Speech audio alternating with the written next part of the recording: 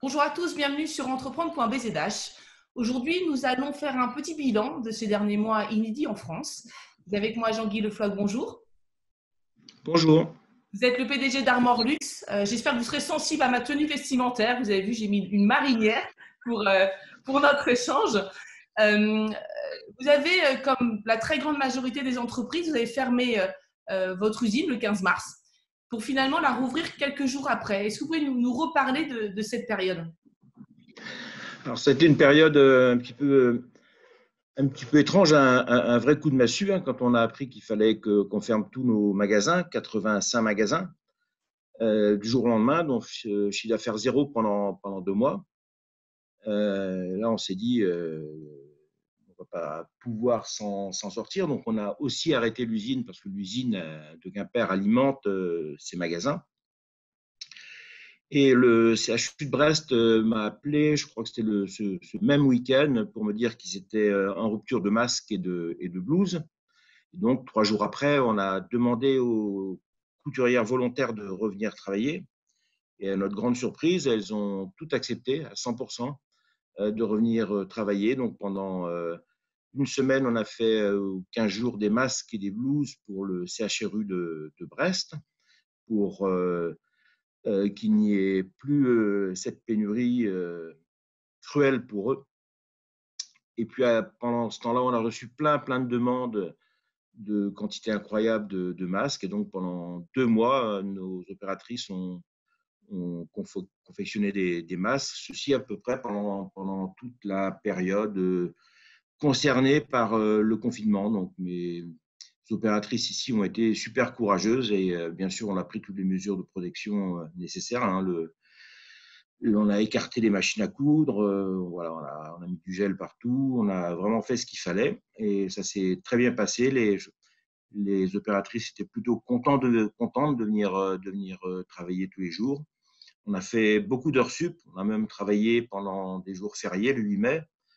Donc, en plus, elles ont bénéficié d'un salaire plutôt sympa et voilà, tout le monde est sorti de cet épisode de masque très content, y compris bien sûr les demandeurs qui à cette époque-là avaient beaucoup de mal à trouver des masques.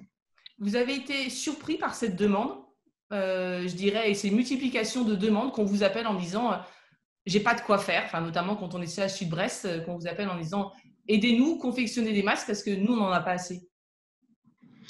Ah oui, mais je crois que c'était le cas pour la France entière. Il n'y avait plus de masques nulle part. Et curieusement, les blouses étaient aussi un problème. Et c'est vrai que c'est assez surprenant qu'un pays comme la France ne soit pas armé pour affronter une épidémie. Enfin bref, nous, on n'a pas apporté de jugement là-dessus. Ce sont des faits. Et voilà, on a fait ce qu'on a pu pour contribuer modestement à, à cette carence. Vous aviez d'ailleurs, à l'époque, et je pense que c'est toujours le cas, vous parliez de solidarité nationale. C'était aussi ce qui a sûrement motivé aussi peut-être vos salariés de se dire je suis utile pour la nation, j'aide toutes les personnes qui sont directement confrontées à cette pandémie. Bah, c'est sûr que c'était un élan de solidarité. Ces masques, bon, on les vend pas très cher. On les vendait 4 euros. Après, on les a vendus 2,50 €. Donc voilà, on n'a pas voulu faire de ces masques de véritables produits commerciaux. Et on l'a fait essentiellement pour aider les autres. Et on l'a fait aussi pour ne pas trop tirer sur le chômage partiel parce qu'on sait que ça va coûter très cher au pays. Voilà, donc on s'est inscrit dans une logique effectivement française, dans un bon esprit de solidarité.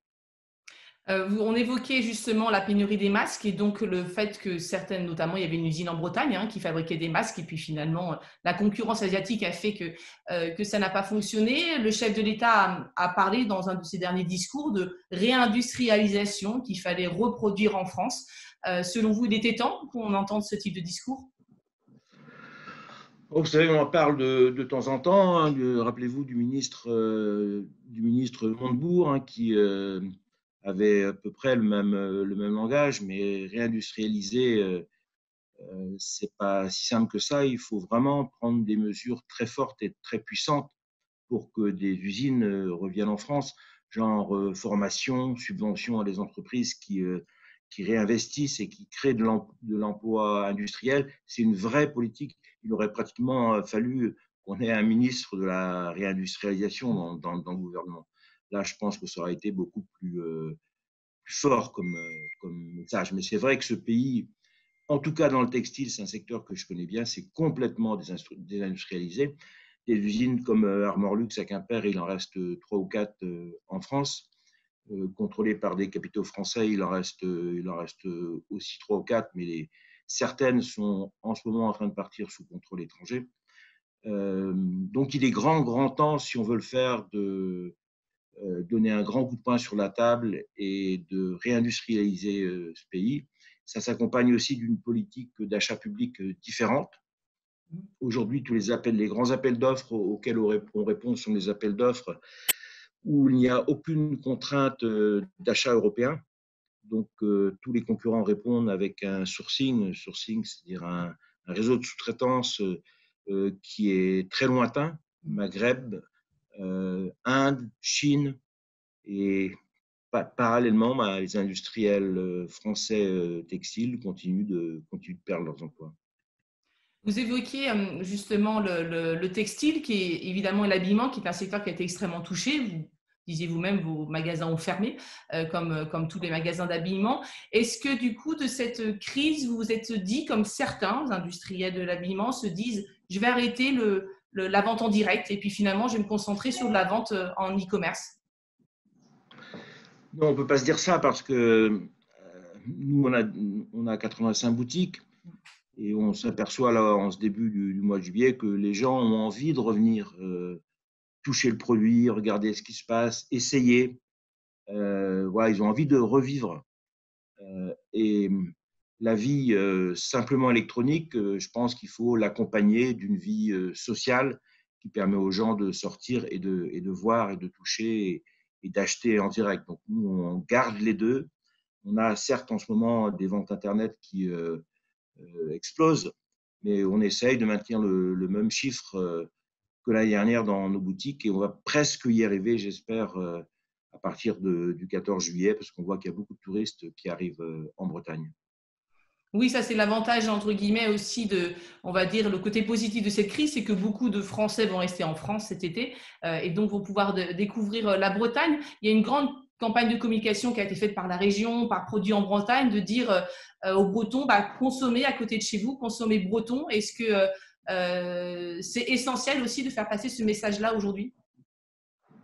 Ah oui, c'est essentiel parce qu'il y a un phénomène qui nous dérange beaucoup, c'est que cette année, malheureusement, sur la côte atlantique, ici, on n'a pas d'étrangers, on n'a plus d'étrangers, donc on a beaucoup d'achats en moins, avec souvent des paniers moyens qui sont très élevés. Quand il y a des Allemands, des Anglais qui viennent acheter des marinières, ils en prennent tout de suite 10, 20, 30 pour la famille et les proches.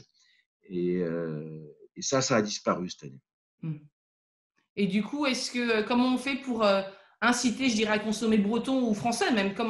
Quels sont les leviers que l'on peut actionner est-ce qu'il faut parler de solidarité nationale? Est-ce qu'il faut parler de soutien à l'activité économique?